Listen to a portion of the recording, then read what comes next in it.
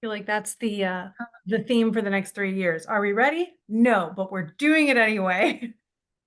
And it's gonna Welcome be to the Alchemist Inkwell.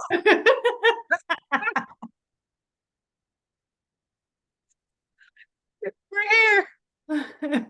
Ta-da! I'm just saying that's very Aries if you think about it. Am I ready? No, but we're gonna play it by ear and it's gonna work out. We got this. I Uh, know. April is always April is not my happy month typically. And not to like I don't want anyone else to be discouraged by this, but I always historically, and Krista knows this, and I've talked about it on the podcast before, April's and me aren't like good on speaking terms. Like typical passion.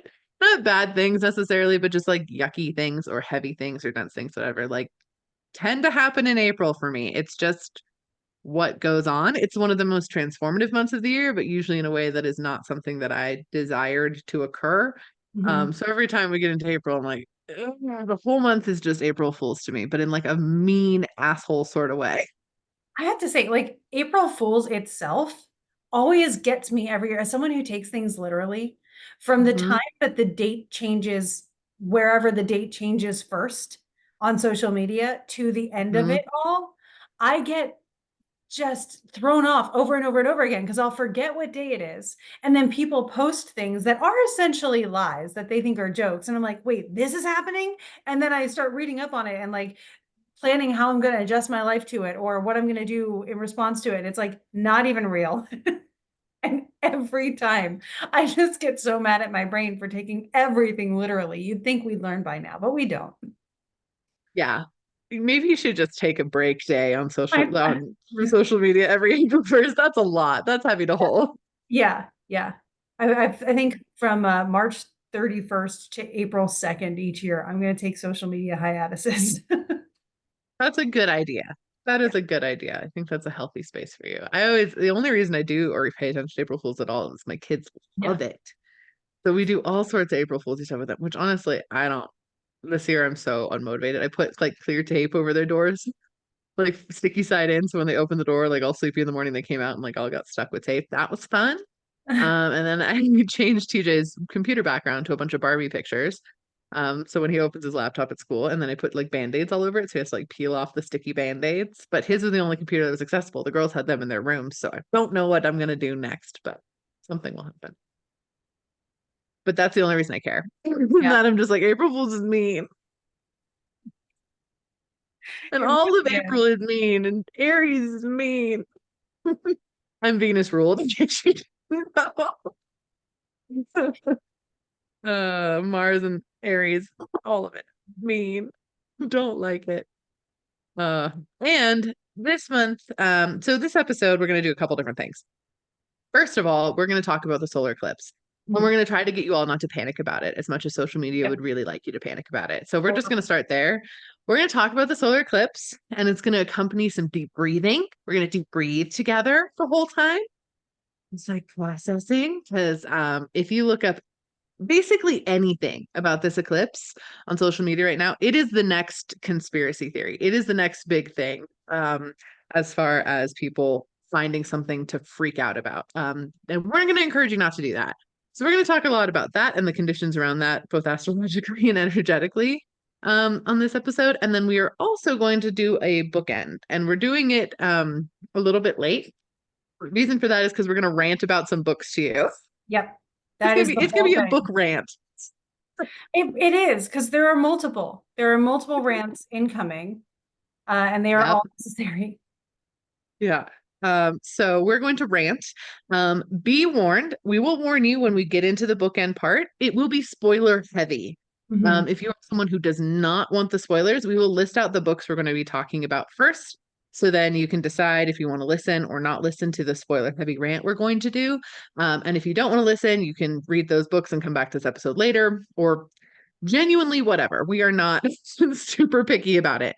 Um, but just whatever feels good for you. I just want to warn you in advance. There's definitely going to be spoilers because I cannot talk about these books without just ripping into plot as well as stylizing and things like that. So just we're going to keep that in that parameter. Yeah. Yep. Agreed. Hmm. Hmm. The other thing we want to just mention before we dive in, we're really getting excited because, first of all, we go to Italy in a month. Exactly. Mhm. I leave on the 1st of April. We're recording this on the 1st. I'm sorry. I leave on the 1st of May. We're Hey, recording this on the 1st of April. like you are late. Mercury. I am having a time. Sorry. Keep in mind, anyone who's traveling with us to Italy, Mercury will Mercury be will be direct out of by then. retrograde. Yeah. Thank you. So this experience won't be feeling the same. We leave for that. So we're really hyped. So you will get a bunch of content from us this month, hyping up Italy and what we're excited to do in Italy. And also we're about to close the Japan trip down at the next like couple weeks. And we do need a couple people more to join us in order to do it in the full Trova experience. And we want to do that. And we really know, like, we keep channeling in on it. And we're like, no, there's people coming. Like, we feel them coming. So if this has been speaking to your heart, like, please go explore the itinerary and see if that feels good. Ask your guides for validation. Ask for, the funds to show up, or ask for the time off work to show up, or whatever you need to join us in August in Japan. After Egypt, I can't describe to you how deeply I'm looking forward to our Japan experience, because it has some very similar vibes in the fact that it's such a very different society as opposed to our Western society. We are going to a place that could be incredibly overwhelming, but doing it in a really safe, comforted, held spiritual way where everyone will get to bond and be connected and connect with one another and themselves on a deeper level. And it's one of those places where if you go by yourself, it can be ridiculously overwhelming. And this is a way to prevent that overwhelm and truly help kind of hold your hand and help you experience this culture in a way that is aligned, but also very spiritually connected and very spiritually awake and very spiritually aware. We're going to do a lot of ancient stuff. We're going to do a lot of food stuff. We're going to go do some modern stuff. It's a really perfect blend. And the whole focus is going to be understanding yourself and your relationship to your higher self, and even who your higher self might be and things like that, like helping you connect with your higher self. Which it is like a spiritual 201, same thing that we did with Egypt. It's a little bit above any sort of beginner level. We're not just going to be talking about what your clairs are. It's going to be some deeper stuff of like, we're channeling it in and we're going to be there with you, also helping validate you with your experience there. And then balancing that out with your physical body, which is the earth part of yourself. So we will be doing that in Japan and really helping you activate. So we can guarantee you'll come home feeling completely different and having so much movement in your life. And I really want to appreciate how integrated spiritual awareness is into Japanese culture just in general. It is Mm-hmm. into the day-to-day life. It is built into the social systems. So if you want to learn how to be spiritual every day, all the time, go to Japan, hang out there for a week with us, and we are going to be experiencing what it's like to bring spirituality into your day-to-day, including workday and stuff. Like Yeah. this, the answer to how can I be more magical every day? It's Mm-hmm. big trip. And I Yeah. don't think Japan gets enough credit for that. No, and I fully agree. And we are going to be exploring Shintoism concepts and ancient Japanese concepts a little bit beforehand. We always send our travelers like a reading list and like give them information so that everyone feels really comfortable and connected before we even dive in. So you'll really have a background knowledge. Like you don't need to know about it in advance. If there's just like I really like what they're talking about, but I don't know a lot about Japan. If you feel that pull, it's for you. Yeah. Like it really is. It is for you. Prova does a great job on their, when you sign up, you get an account page and it's got the itinerary, it's got a packing list, it's got FAQs, and it's got articles Mm-hmm. on how to not feel like a dork in the culture, essentially. Mm-hmm. And they do such a great job with that that you get so many pieces of information and they give you some words to memorize and conversion rates and weather. And Trova does such a good job of making it an immersive and wonderful experience from start to finish. Yeah. All the details are covered. I can assure you, any questions you have, they've got it figured out. Mm-hmm. Yeah, absolutely. So anyway, we just wanted to throw this out there again because we both channeled in and knew that like basically listeners of this podcast, there's at least one more, potentially even two more coming from this space. So we're throwing it out there again for the right person, people who it speaks to. If that's you, go look at the thing. There's payment plans available. It's not it's not something where we're like, hey, do it all right this second. Like you have options. Just check it out and see how you feel. And yeah, we would love for you to come with us to Japan. It's our favorite thing to do. It's so incredible. And I just want everyone to get to experience travel in this way because there's honestly nothing like it. There's nothing like it. Now Uh, I've traveled before, and I've traveled mhm, with groups, and I've traveled without groups, and I've traveled, with intentional trips and all that stuff. Trova makes me feel like I can be myself more yeah. than I've ever felt on a trip. And because of the people that get drawn into these trips, you find people that get you and allow you to be who you are. And Hmm. that's replaceable. I'm still missing everybody from Egypt. Hmm. So much. Mhm. So much. I still miss everyone from Greece. I And know. that was I last do. June. Yeah, I'm so keep the group chats. Which, by the way, you will be able to stay in touch with all of these people in a group chat to be able to make sure that you have ways to stay connected to that even when you come home. You won't lose that, which is one of our priorities for sure. Yeah. All of our group chats are still active Mhm. and they're so fun. Like, I mean, still active and like people are still sending stuff and sharing pictures and like it's really fun. It's a really fun, safe space to be in. So yeah, we keep that forever. So you Mhm. get to be our friend forever. You don't get to leave us Unless you want to, there is a way to get out of unless you that want to. too. No, you would never want to. We're friends. Anyway, we're really excited about it, and we're going to share more, of course, as the weeks go on about both Italy and Japan. But I'm hyped. I'm hyped. I think it's going to be really cool. Yeah. Yeah. So, let's talk about the thing that maybe is slightly less cool, and that is this. Sorry. Oh no. So here's where I've been stuck.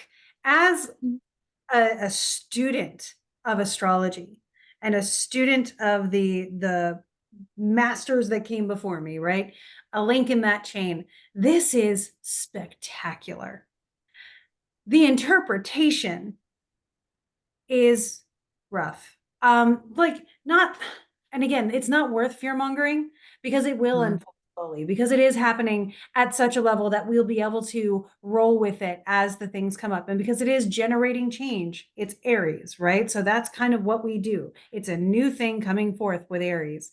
But Mhm. change is not always the most comfortable thing, and Aries doesn't really do comfortable change. So we're in for a period of new stuff coming up, especially when it comes to that top rung of people or people in charge in particularly the Northern American government systems, because this is a solar eclipse that is visible from North America. So we know that they are Mhm. getting the focus of what's going on with this. And when I look into it, it's just like there's so much happening, not just an eclipse, but on the same day, so many other things happening at the same time, whether it's cycles that were tracked in ancient times that are occurring at the same time, or cycles that we track more in modern times because we couldn't see some of the planets in ancient times, or comets that just randomly are showing up and are visible because the sun is blocked out that day. Like, Mhm. phenomenal as a specimen of astrological study. Yeah. And you have to take it also and move it into social media safe ways to speak. And Mhm. that's where like the excitement gets a little bit drained, because it's like, this is so cool. This is so neat. I can't wait to turn this into a case study and track it and see what's going on. And then you get people who are like, conspiracy theories. Oh my gosh, we're all gonna die. And it's like, no, we're not. And you're making it so much less cool and Yeah. so much less doing what it's meant to do, right? Like if we Mhm. believe that the planets can correspond and correlate with things that are happening down here, then it's not a long leap to say that there's a purpose behind what goes on in the world, right? And so that Mhm. can be comforting, especially when you're going through challenging times. And it can also help you find your place and your position and your place to act in those times. Unless Mhm. someone makes you so afraid that you're just cowering in a corner, which is Yeah. what I'm seeing a lot of people on social media attempting. Yeah, I think that there's doom and gloom gets views. So Yeah. let's just start there. Doom and gloom gets views. So people are focusing on the very heavy and dense aspects of this experience that we were all planning on having before we came here and are going to have and we're always going to have because we are here with the planets aligned in this way. Like planned when we came on planet right now. So it was always meant to happen, but they are focusing so heavily on those doom and gloom parts of it because conspiracy theories and doom and gloom stuff, they get views, they get likes, they get attention, which is just not, it's not great. It doesn't make anything about this feel safe or secure or even like remotely interesting. I think a lot of the times it's just making people freak out. A couple points on that too, which I know you've mentioned before, and I just want to like elaborate on this. The planets aren't voting for anything. The planets are not conspiring against us. That's not a thing. So we're just gonna put that out there. The planets don't vote. The planets don't hate Texas. Like we're just gonna like that Yeah, on that pedestal. I should have posted. The I said it. I'm the sorry. other thing is what? I said I should have posted that last week when I said it. I forgot to. No, I know. I needed you need to get credit for that. Krista said that. I was like, correct. That's it. And the other thing too is people really, really, when things feel very big and unfathomable, it's very hard for people to hold multiple truths at once. And so it's a lot easier to start coming up with these really out there conspiracy theories as opposed to sitting in the discomfort of what's actually happening. And with that, it's going to be kind of uncomfortable. I saw a video though the other day that they were like, the solar eclipse, the full solar eclipse from last time is crossing paths with this solar eclipse, and the town in which there's crossing over, they're conspiring against. I'm like, Who's it's they? the sun. You're The sun and the moon talking about, do it on purpose, you guys. right? The sun does not hate a random town in Indiana. It's just not gonna be like that. So just to keep that in mind. And I do think obviously we're going to talk about what it means.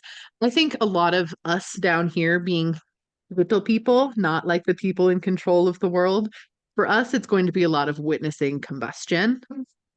It's going to be us being like, oh, that's real shitty for them. Like that is a bummer. Like it's going to be a lot of us witnessing combustion at a level of society that's needed combustion for a while. Like it's huge and we're going to see it and it's going to be noticeable.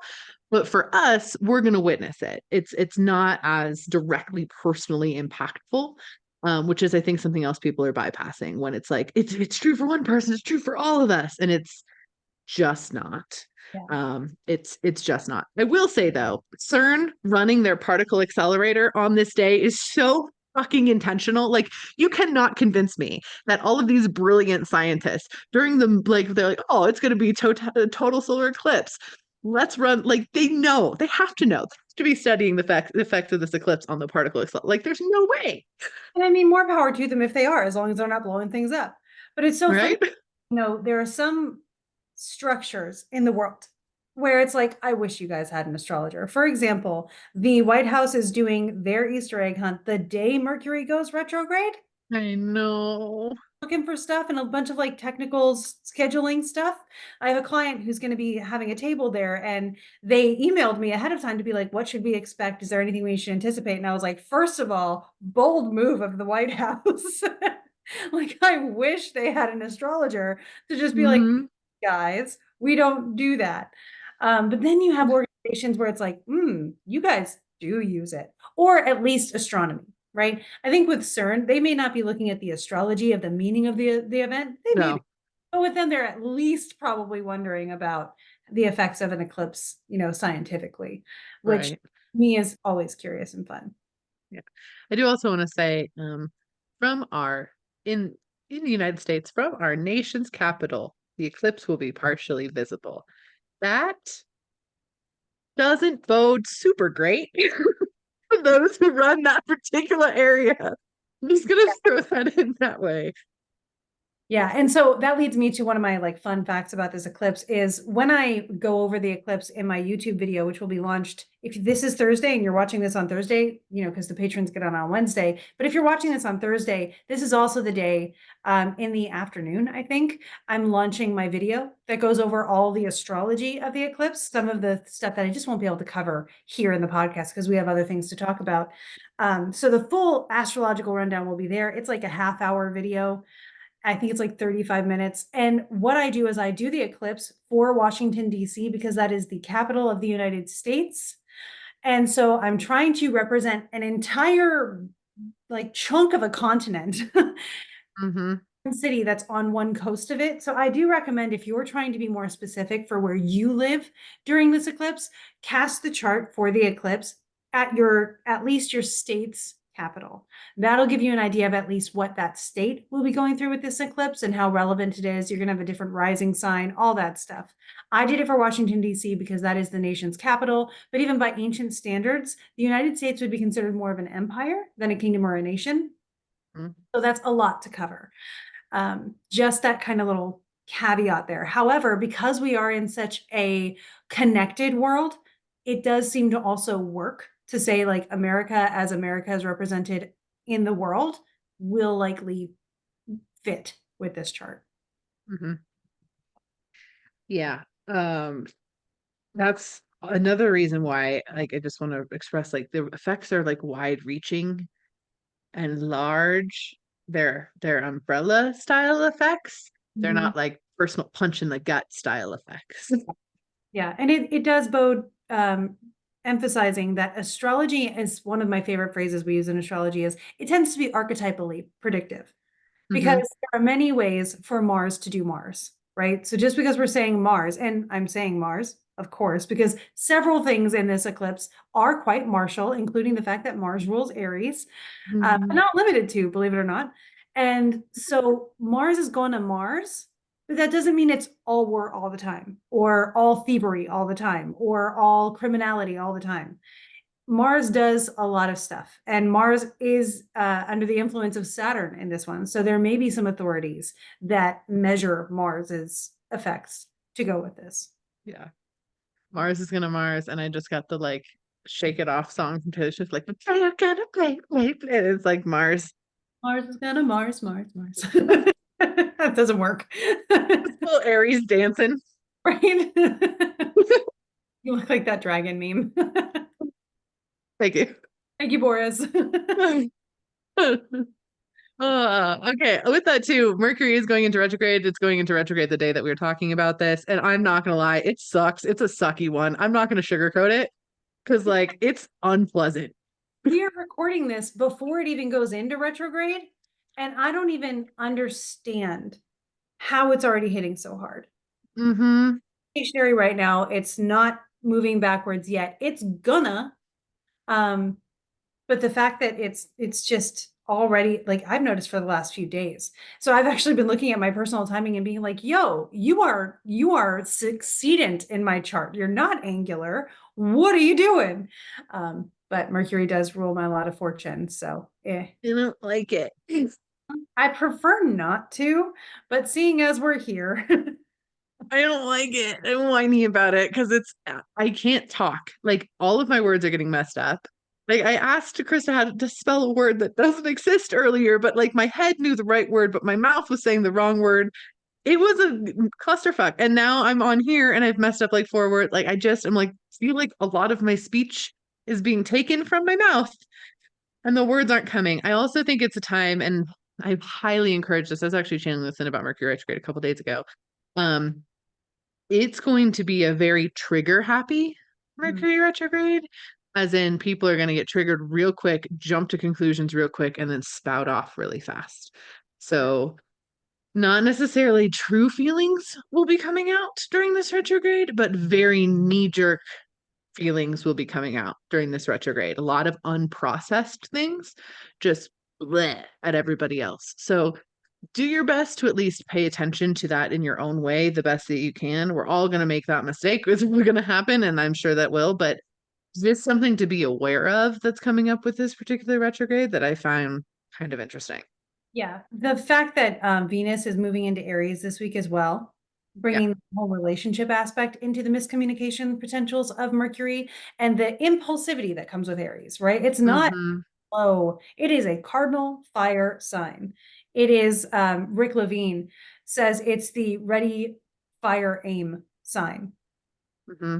Checks, right? And Rick Levine would know he's got a lot of Aries to him. But then we have it exacerbated by an eclipse in Aries, exacerbated by a comet going by in Aries. And Hmm. then, Mercury retrograde continues through the 25th. So the illusion of an eclipse hangover may drag on through most of April. Hmm. Time we also are going to be dealing with Mars Saturn conjunction, and also we're going to be dealing with the Uranus Jupiter conjunction, and it's just a lot of chaos. Um, that could ensue. So I definitely recommend breath work.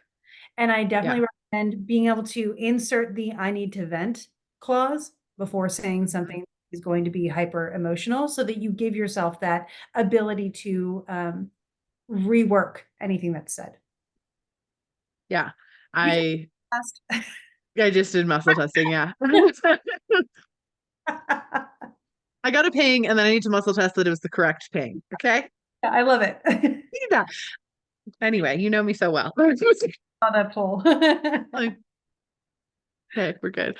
It's so funny if you guys are ever around us in person, it's the amount of muscle testing, it's Yep. almost incessant.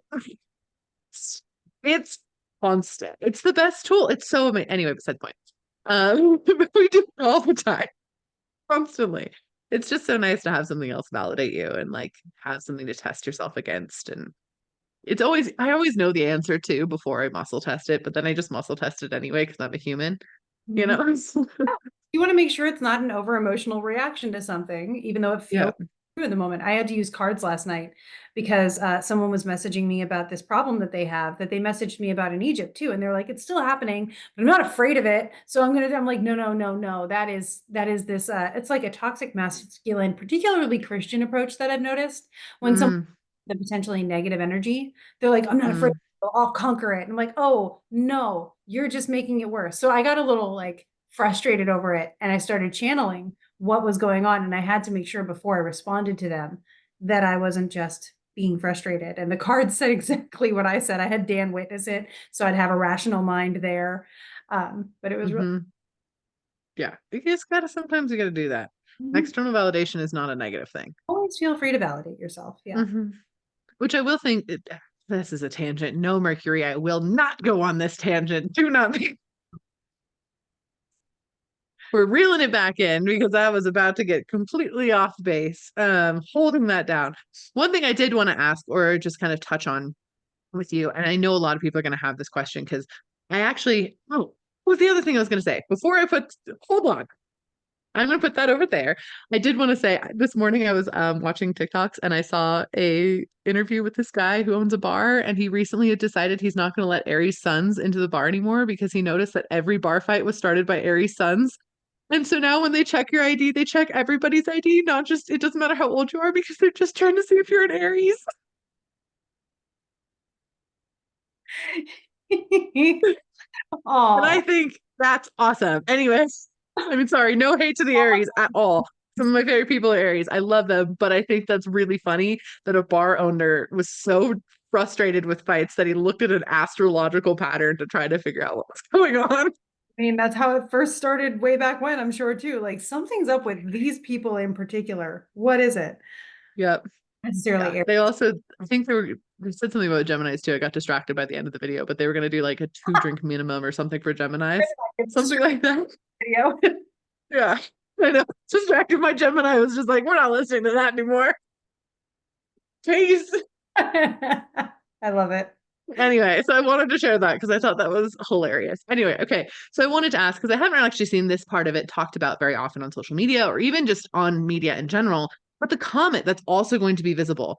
Tell us a little bit more about that. What is that? What does it do or correlate to? Or is it just a pretty streaking spot in the sky?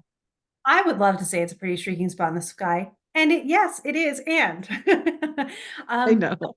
there is one astrologer that does reference comets very briefly in the Hmm. mostly in association with weather. Ptolemy, when doing his mundane astrology, was very much trying to show weather events because they were more empirically easy to track. And so he was trying to justify astrology as a science rather than, a pseudoscience. That was his main goal in his writing. So it's like you go to Ptolemy for some really good stuff, but I like to go to Masha Allah for like the what's actually happening interpretive stuff. But Ptolemy has a note on comets and says, you got to look at where they are because that's going to show you what area of the world is impacted. And of course, Klima's Hmm. the whole modern Western hemisphere into account because they hadn't discovered it yet, quote unquote. Hmm. Um, but this comet will be tropically in Aries as well. And comets in general, Ptolemy does say, are of the nature of you're going to love this Mars and Mercury. So you So know those air sick bags they give you on planes? Like, I need one of those all month. I'm my just gonna like air sick bag my way through April of just being like, oh, am I gonna puke some energy? All right. So yeah, my watch just tried to start a workout and I don't know why, but that's so Aries too. Like we're gonna exercise as we're like going off on this. Anyway, huh. I Um, I'm sorry for what I said during Mercury retrograde shirt today because Mercury wasn't technically in retrograde yet, but I feel like it would have been appropriate. no, I think the second half of Mercury retrograde is gonna be a lot better. The first half is just where it's gonna kick us really hard.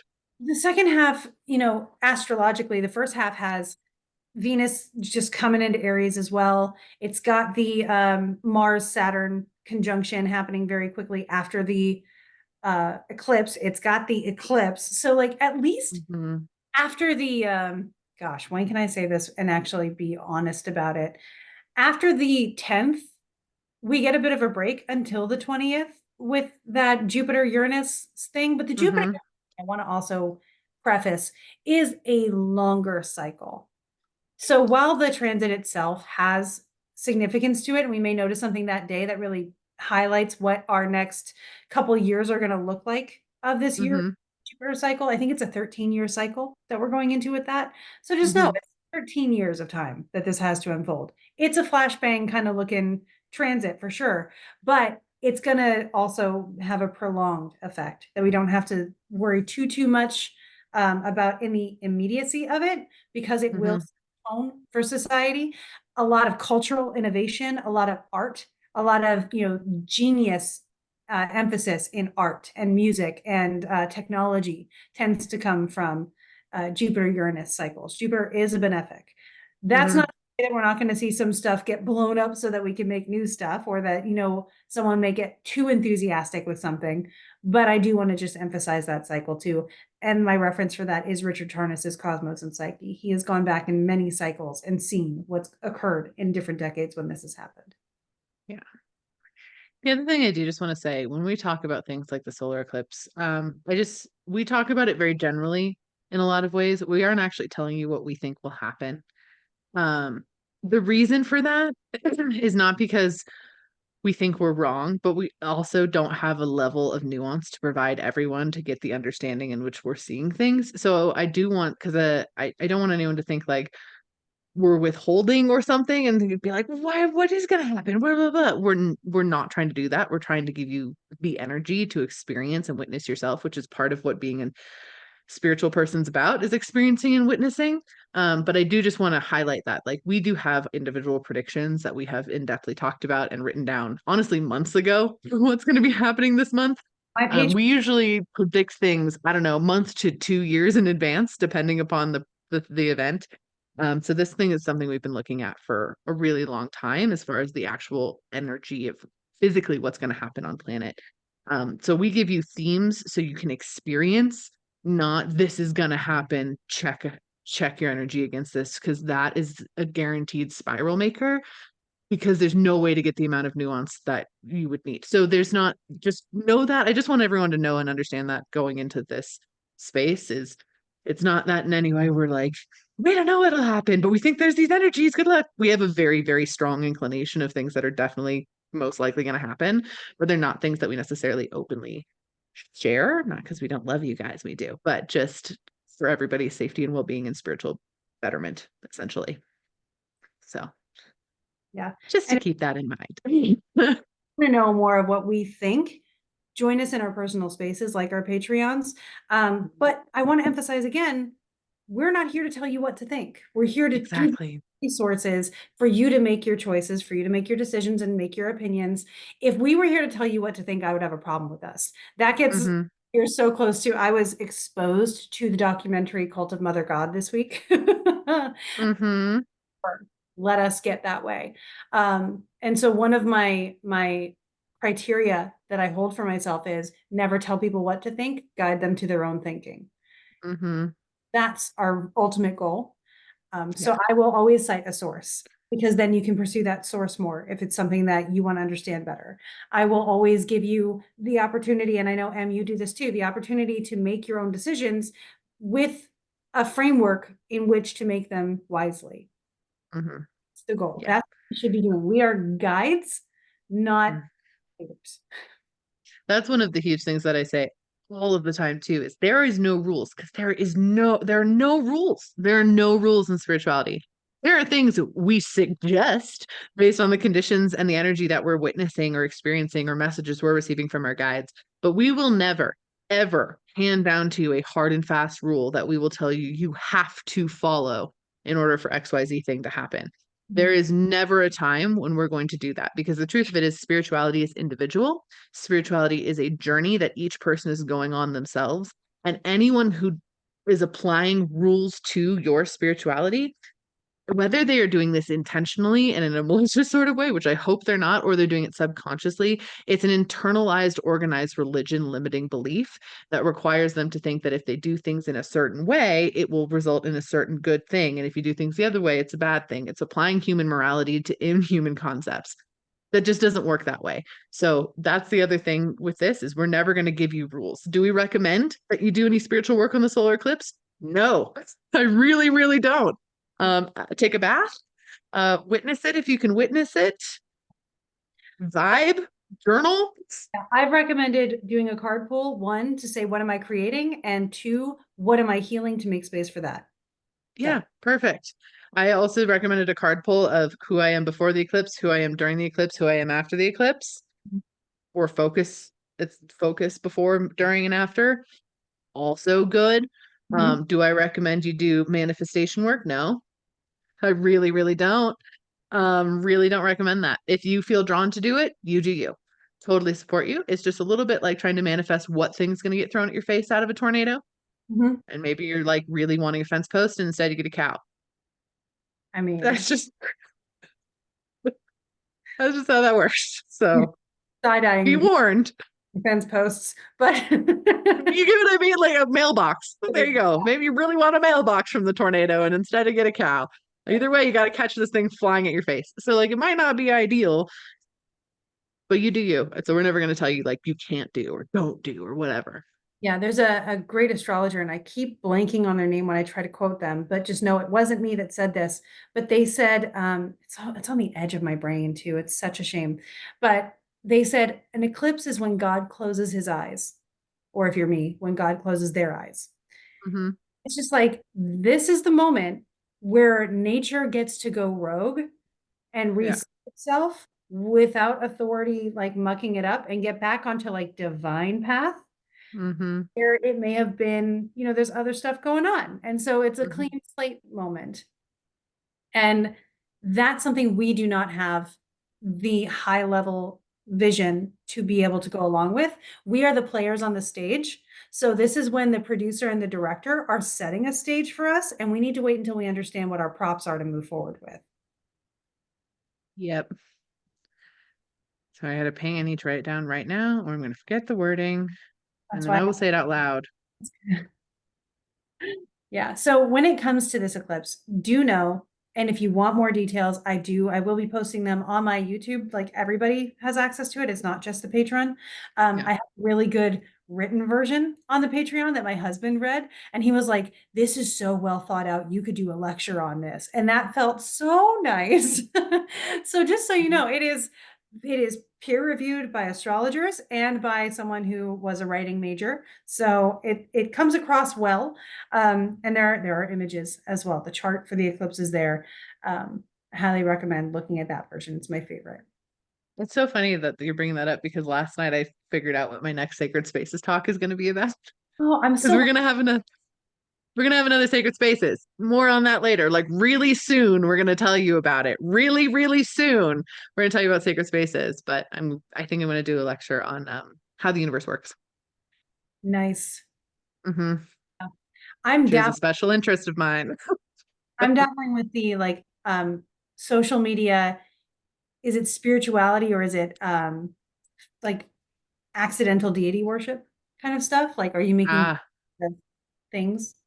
I haven't Hmm. it's a lot better than that, but Mercury retrograde, so it's not coming to me right now. And it's That's just how it's good. um but I know I'm gonna have it's more of my place filler because I know another idea is gonna come in soon. So Mm. I'm reading. Yeah. Maybe I'll do Yeah. some eclipses because I've got a ton of material. Let me Right. You could. see. What are you thinking about as far as folk magic or astrology that you would like to see a lecture on at a spiritually responsible and ethical conference? Mhm. Do Hmm. let us know. Cool. So let's vent about some books because I can rant at this Yeah. point about the books that we've read recently. I mean, Um, okay. Just gonna touch on the books that we will be ranting on a little bit. And we're gonna talk about the good and the bad, so don't think we're just gonna chew them up and spit them out. But there's expression needed with these particular books. We are going to be talking about Fourth Wing. We are going to be talking about What the River Knows. And then I'm probably going to briefly mention Jeanette McCurdy's book, I'm Glad My Mom Died, mm, um, which I listened to on the plane coming home from Egypt. Yeah. I'm almost done with another book too, so I'll mention that too. But like as far as spoilers, probably those three. Do you agree? yeah. What the River Knows. Yeah. For Fourth Wing.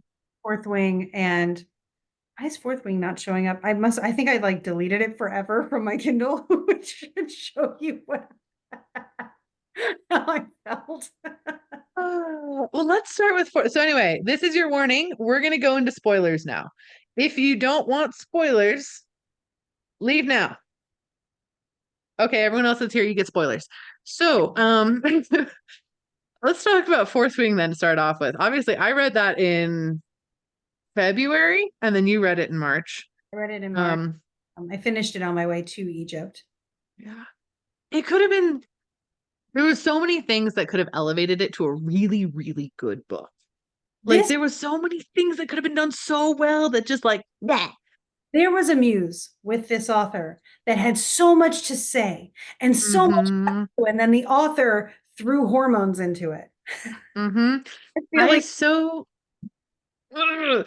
The main character is so deeply insufferable. If it had just been a different main character and if we had aged everybody up to everybody like 3 years, even like it didn't even have to be a ton, but like just age everybody up more, it would have been better.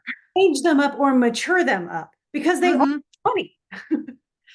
It's just they all are in their early 20s and it's marketed as a new adult purely because the author obviously wanted to write some smut into the book. It is a smutty book, which obviously the author wanted to write some smut into it, so the author made it a new adult book. However, it's with characters that act like they are young adult teenagers, and that's a fucking problem. Like that's not okay in on so many levels. And I do think this is a huge trend, especially with older women because she's, I think, either elder millennial or Gen X. I'm not 100% sure. Older women writing YA and New A books, they are not actually putting themselves back in time of how they actually felt and thought during those times. They are instead using those characters to make a commentary on how they're perceiving young adults or new adults at present. And so we get these whiny, insufferable, horny mush characters of nothing and you're like you're just thinking this is how teenagers act because you're looking back on it instead of putting yourself in that space, which is very different, you know what I mean? Yeah. Sorry, I'm responding to someone in our deity academy because Mercury retrograde is messing with them right now too. And No, I handle it before I get into more client work. I'm so sorry, you guys. no, it's all good. I'll keep ranting. It's not a problem. I will I say so. The dragon representation is really good. Boris approved dragon representation in this book. If you're interested in it, it's about a dragon riding academy basically for military purposes. I pegged her as a military spouse in about chapter 2, and she is. yeah, And the reason I pegged her is that is she started like rattling off people's titles without telling anyone what the actual like title meant.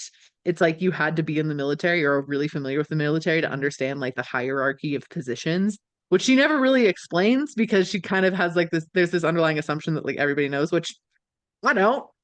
Like I don't know what comes above a major or whatever. Like so pegged her as that really quick, but it has some really cool world building and lore. Like the world is so neat, and I want to see what happens with the world so badly, which is really neat. I do say I like the fact that the school doesn't pull any punches and totally kills people like left and right. However, I do think they kill too many because like when is there people that live? Like What? there's so many deaths. It's like a death or more every chapter. And like how many kids, because they act like kids, are in this fucking school that you can just murder them all the time doing training exercises and stuff. Like it's a little bit much, in my opinion. Yeah, it's weird because it's this weird balance of like there are some that they take a minute to sort of appreciate the loss of that life, and then there are others that are like that person just fell off a dragon. That person just fell off a dragon. Oh, I hope it's Yeah. someone I know that just fell off a dragon. Like, Uh-huh. oh.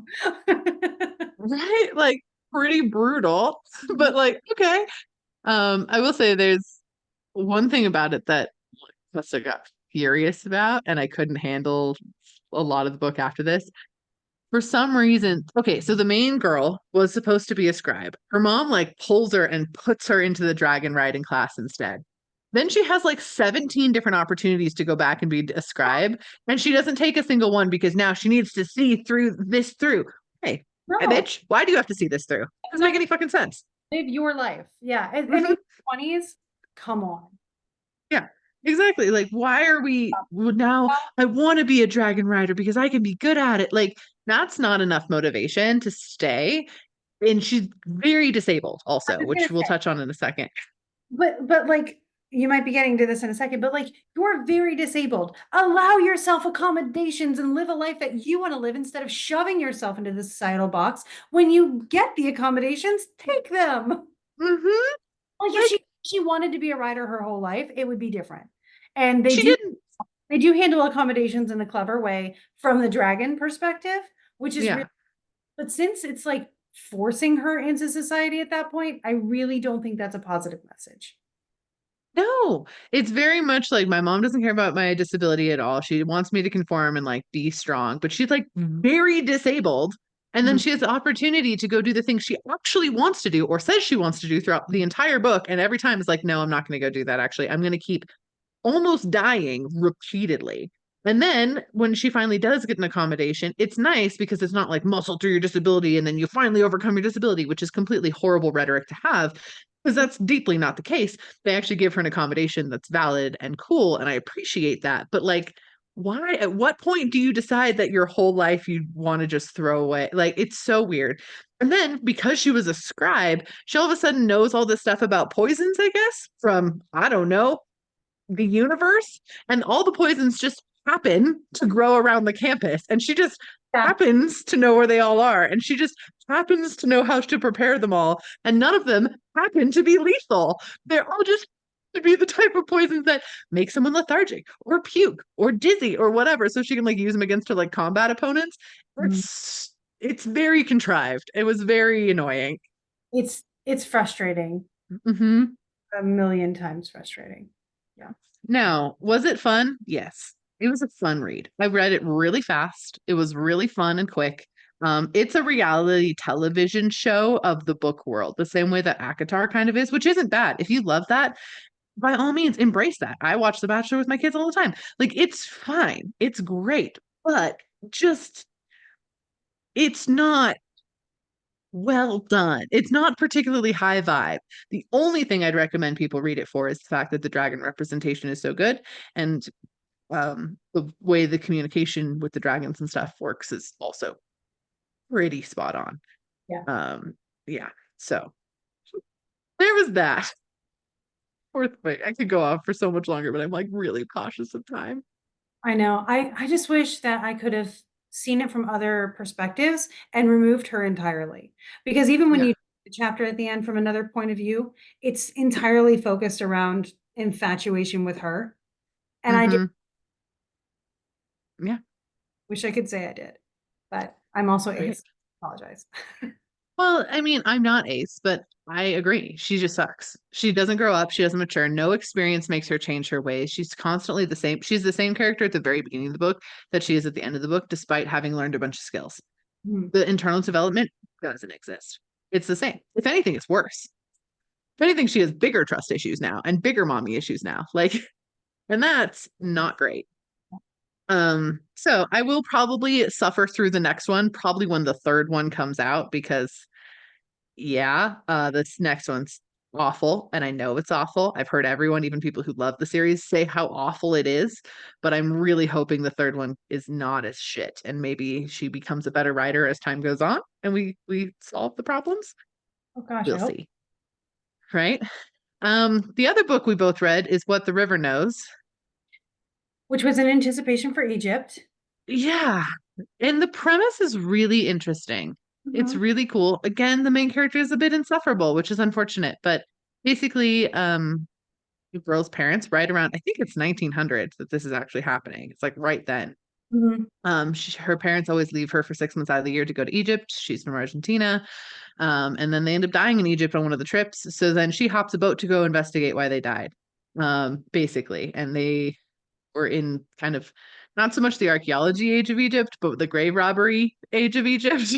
Uh, and there's a lot of like political commentary in there about like letting people have their own cultures and not invading that because it was during the British occupation, and things like that that I think had a lot of value. And it was also really like aesthetically fun to get in the vibe of being in Egypt. Ironically, the hotel she stays at is Shepherd's Hotel, and we ended up staying across the river from Shepherd's Hotel when we were in Egypt, which was kind of fun. Mhm. Which is a new build of the old Shepherd's Hotel. So it's not exactly the one she was stayed in, but I was like, hey, that's that famous hotel we just read about. That's kind of fun. Um, but There's had issues. Um, Namely, the girl is so dumb. Yeah, she like there's a minute where like a ship is sinking in the act Hmm. of sinking, and she discovers a truth and then she forgets it or something like that. And it's like, I need to leave, even though you were here investigating a murder. Now all of a sudden you need to book it. And then she's like, oh wait, no, I need to stay. Like, good job. All right. When she like almost goes to jump off this boat into the Nile, she's already established, by the way, she can't swim well, and there's gators. And she's like, I want to go. I'm just going to jump into the Nile to escape this truth and abandon this whole reason I sailed across the world to solve my parents' murder. And then she's like, oh, maybe I shouldn't do that. Mhm. You don't think? Okay, like you get one piece, like one clue that actually like gives you some insight to your parents' murders, and that makes you want to yeet yourself off a boat. Like Right. bad idea. And then this is this made me so mad. One Google search.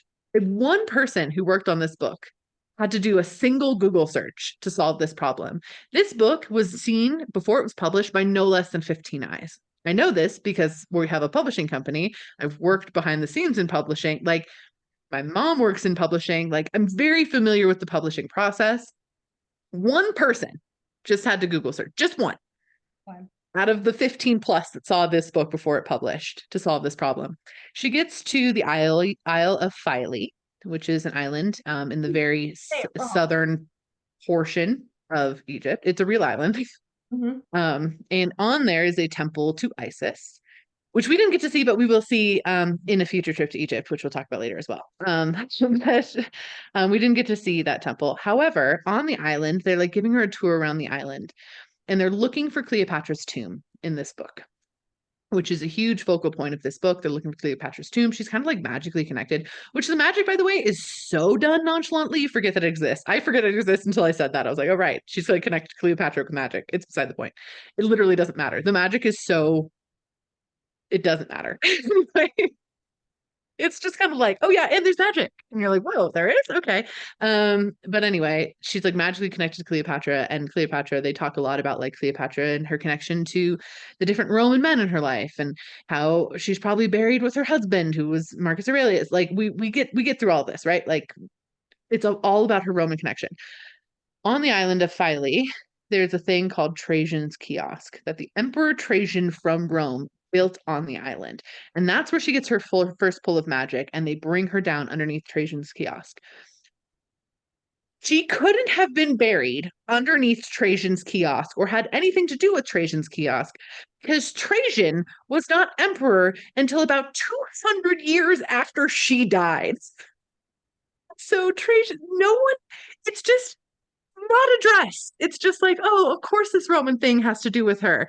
And I'm sitting here like, that is a full generation of difference like a generation of emperors, like multiple different emperors in that same bloodline of Caesar who interacted with Cleopatra, no longer were in power when Trajan got into power. It's that far removed.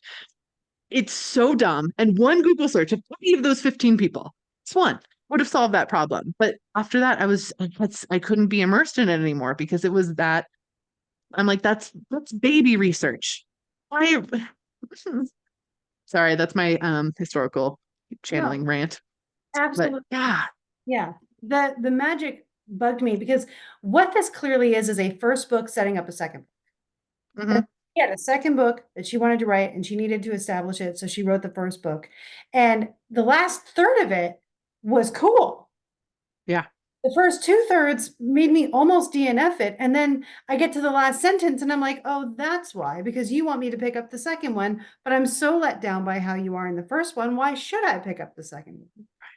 By the way, the final third goes so hard.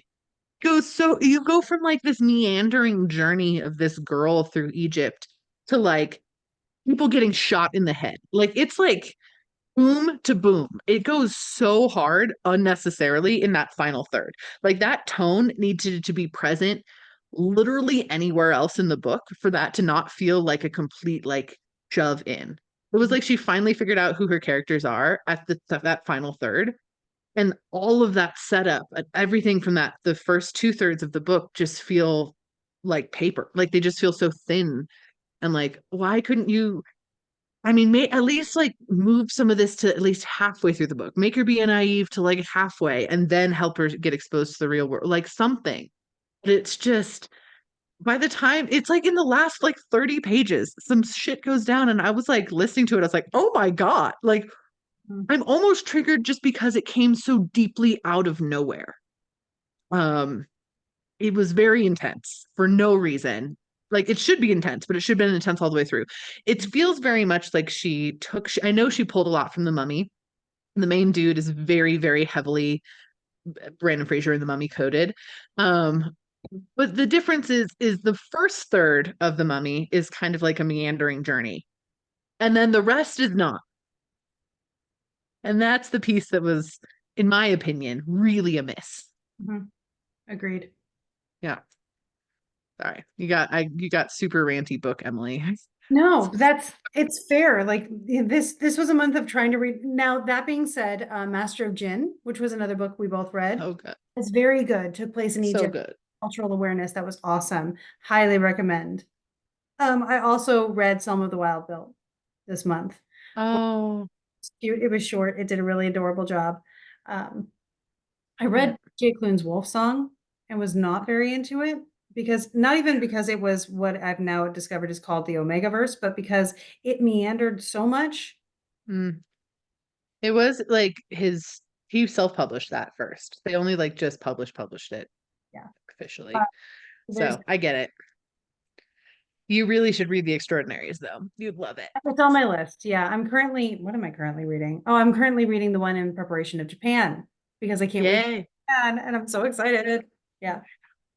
I also listened to Jeanette McCurdy's book, and I say listen to because she narrates it herself, which is really cool. And she leaves her emotional reactions in the narration. So she'll be reading something and get choked up, and she left it in the book. So it's really, really well done.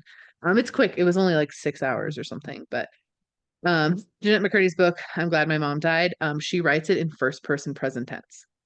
So you start when she's like 6 years old and her describing being there and being in her, not in past tense, but in present tense. So you feel like you're there and you see her evolution of her mom and the way she viewed her mom through the eyes of someone who's viewing it at the same time. So you see where she understands and she's just passing it off, but you're an adult now. So you're seeing the issues. It's really well written. It's really, really well written. And if you have been going down the quiet on set documentary hole, Mhm. I recommend you listen to Jeanette McCurdy's book. I really, really do. It was great.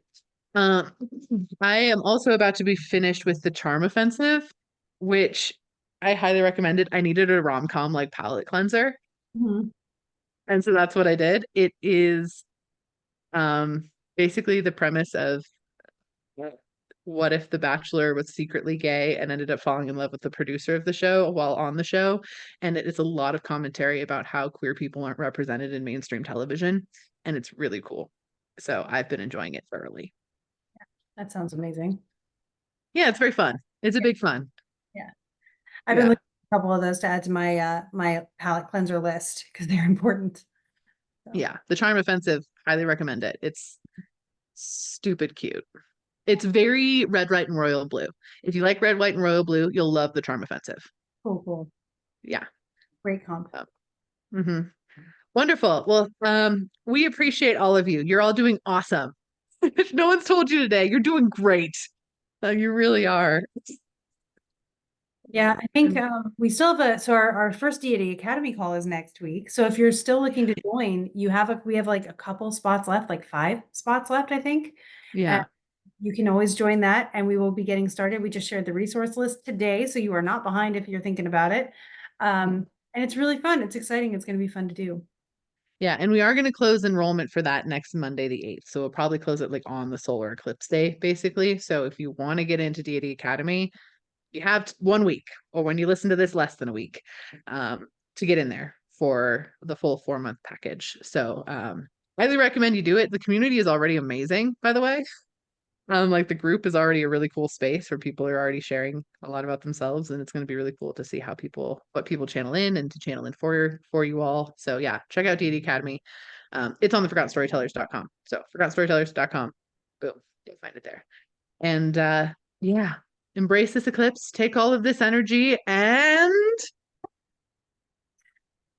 Go. go make some magic. I don't think so, Mercury. We'll see. Uh